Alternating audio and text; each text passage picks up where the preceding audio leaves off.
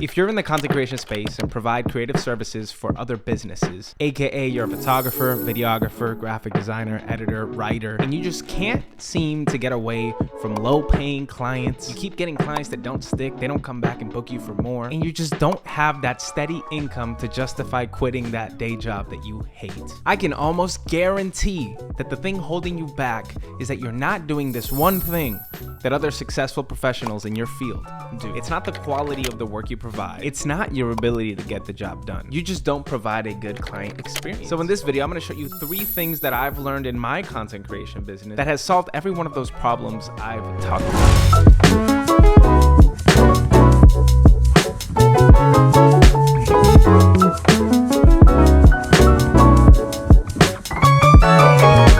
What's going on? My name is Andres Tagliaferro, but you can just call me Tags. And if you're new to the channel, I make videos all about productivity and self-improvement for content creators like you and me. If that sounds good, don't forget to subscribe at the end of this video. But this video is all about locking in a good client experience. And like I said, we're gonna cover 3 things that are gonna change it. But if you stick around till the end, there's a bonus tip that is really important, if you ask me, that you're gonna wanna stick around for. But to hop right into it and not waste your time, the running theme throughout all of these topics is implementing things in your business that make you feel like a more professional brand, a more professional experience. And the first thing that you can do to stop working with low-paying clients who are just going to book you once and never book you again is qualifying those people, qualifying the potential leads. What does that mean? It means that you want to make sure before you agree to any project, before you start doing any work with this person, you want to make sure that it's somebody that you want to do work with. I know it's really easy when we're struggling and we kind of can't find a way to get a new client to just kind of settle for anything that comes our way. But something really important that's going to make you work less and get paid more is making sure you're working with the right people in an easy way, right? This could be a whole video about this subject, about how to qualify your leads. So please do not think that this is the only way and all that there is to qualifying leads. But the first thing you can do, and the thing that has changed my business completely, is writing down a minimum level of engagement for any project that you take on. Now, the first problem I mentioned was having low-paying clients. Now, if you have low-paying clients, it means you're probably going to be doing 10 times the work for half the amount of money. Okay, we've all been here and it's okay. And look, if you're a beginner and you're trying to get your reps in and you don't have the experience to charge a certain amount, you just got to take what you can get and get the experience so you can be good enough to charge bigger jobs. But if you are somebody who's been doing this for 3, 4, 5 years and you're just kind of tired of booking the same kind of clients, but you just don't know how to get out of that less than $1,000 per project range, I suggest you do this. I think anytime you entertain any conversation with any potential client, you have a specific number that is your minimum requirement to take on the job. And the way you're going to bring this up is when you're starting the conversation, right? When you're starting the phone call, when you're starting the meeting, first thing you want to do to not waste their time and not waste yours is be like, hey, what's up, Bill? So look, I really want to work with you. You seem like a really cool person and your business seems like a perfect fit. But I got to be really honest with you, and just to save you your time and save my time, my minimum level of engagement for any of these services is $1,000, is $2,000, is $500. Whatever that minimum is for you, you have to express it in this way. And then you say, is that something you're comfortable investing in for this project? And this is gonna do one of 2 things. One, they're gonna accept it. They're gonna be like, oh yeah, that's fine. That's in my budget, okay? And cool, now y'all can keep talking about the project and you don't have to worry about price. You don't have to worry about him lowballing you. You've already set at least your minimum for entertaining the project, right? Or 2 is, maybe the price is a little too high. And now you just saved yourself a 45-minute conversation about a project that he can't even afford. What a lot of us tend to do is wait to talk about price at the very end. And yes, I believe that pricing and the details of a project should be sent in a proper proposal, like after your meeting and all of that. I'm not saying give them the whole price up front, but suggesting a price or a price range that you guys can negotiate from the get-go is going to save both of y'all a lot of time. And this is actually known as a concept called anchoring. It's super simple. It's basically the first person to throw out a number sets the tone for the project. And so as the service provider, it's our responsibility to set the price and let it be known up front. Again, to save each other's time. And I just think that doing this is a very easy, quick, fast way to qualify potential clients, and just stop taking the clients that are paying you less than that. Stop taking the clients who are like, nah, I only have $100. Like, trust me, you don't want to work with those people. I mean, obviously you don't want to work with those people. It's not going to lead to the growth that you want. I would rather take 3 to 4 projects a month that are paying me X amount than take 30 projects a month that are paying me way less to make the same amount of money. So that is the first step, is qualify your leads. And I proposed doing it by having a minimum level of engagement and making it clear when you guys start talking. Okay, so point number 2 is you want to build systems and processes in your business when you're conducting business with other clients. I'll say it one more time, but the thing that's going to differentiate you from your peers in the creative space is your professionalism. Do you have systems and processes set in place for working with bigger clients? Like if Nike hits you up tomorrow and it's like, we want to hire you, do you have something set in place to make it work? Or are they gonna like talk to you and then realize that you don't have anything set up? You know, you don't have a good onboarding process, don't know how to draft up a proposal, you don't know how to pitch an idea, you don't know how to do any of these things. You don't have contracts that you can send. These are things you want to start incorporating into all of your client work. And right now, I'm going to give you the 3 things that I make sure I have in every project that has changed the way I feel like my clients have respected me, talked to me, and talked about me to other people. Number 1 is I always send a proposal. Okay, so after we have that first conversation about price, after we have that first conversation about seeing if they're a good fit, I've qualified my lead, we both want to move on with the project, I always end the call with, hey, okay, I don't have a hard number to give you right now. It's going to be in that range I sent you, but I'm going to send you a proposal by the end of the day. And in that proposal, you're going to see the details we talked about, make sure that everything's good, and you're going to get a firm price. The reason this matters is, 1, it shows that you are listening and you're paying attention to what the client's needs are. So when they get this proposal, they're gonna be like, oh my gosh, he was really paying attention. When he said he was taking notes, he was actually taking notes on the call. And number 2, it just legitimizes the process. You know, if you just tell somebody, yeah, it's gonna be 1,500,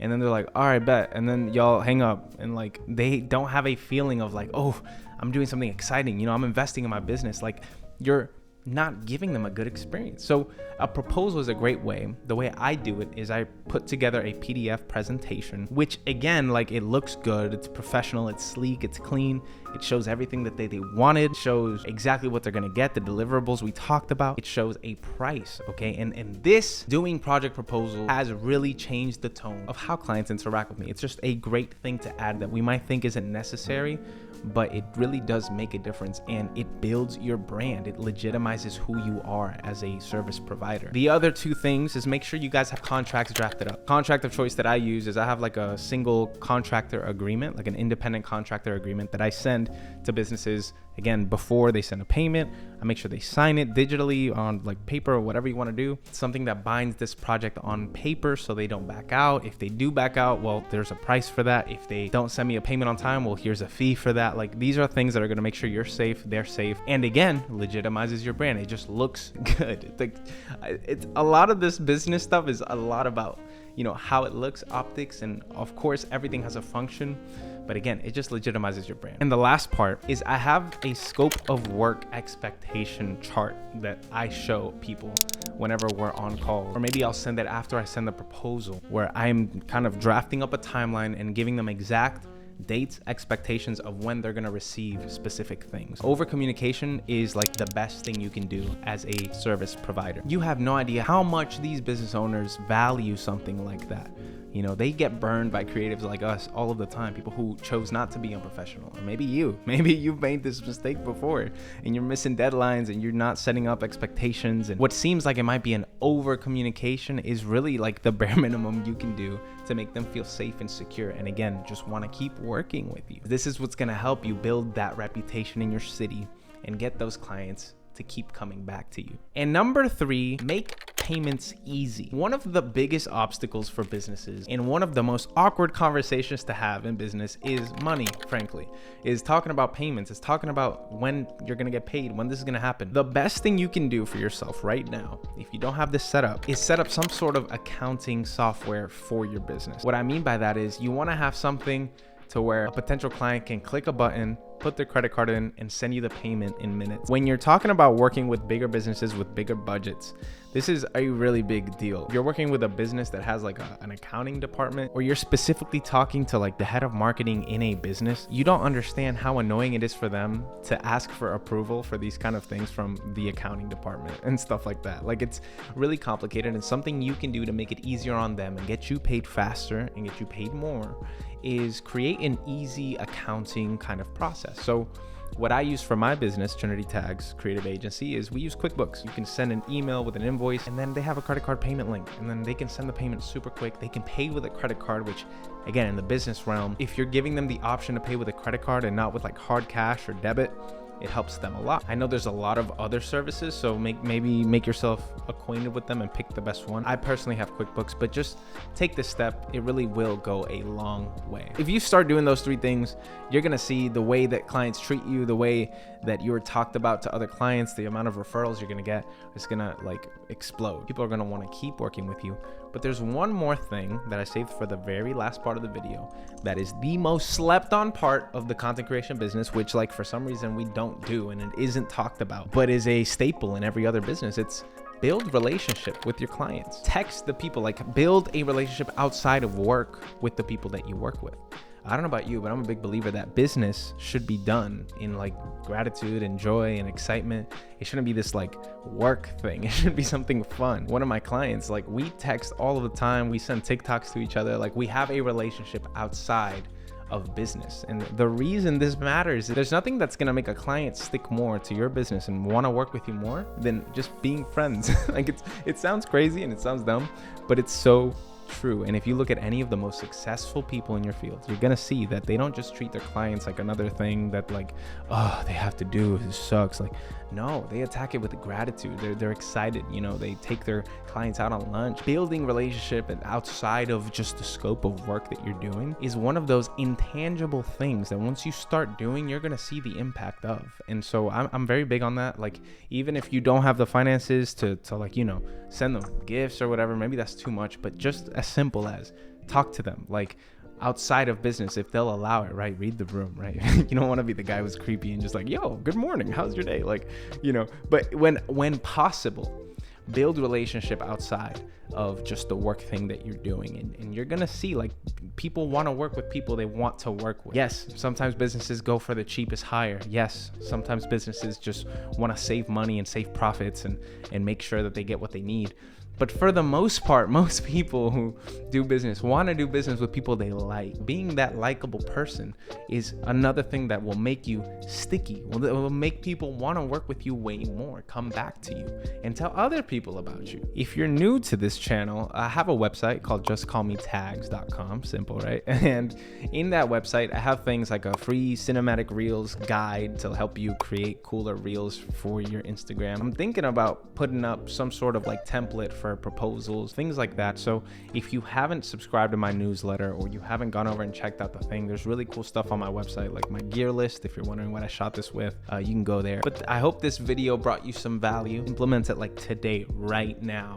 If you're in the middle of a project with somebody, just start with them. You know what I'm saying? Like, don't wait, don't be lazy, you know, be excellent in these professional things, and I swear you're gonna stand out. I swear you're gonna be, people are gonna book you more because it's just more professional. Nobody wants to work and spend those higher amounts that you want if you don't even have like an email template, if you don't even email them correctly, if you don't send them proposals for projects, if you don't even have contracts in place, you know, if you don't do all of these like bare minimum things in the business world.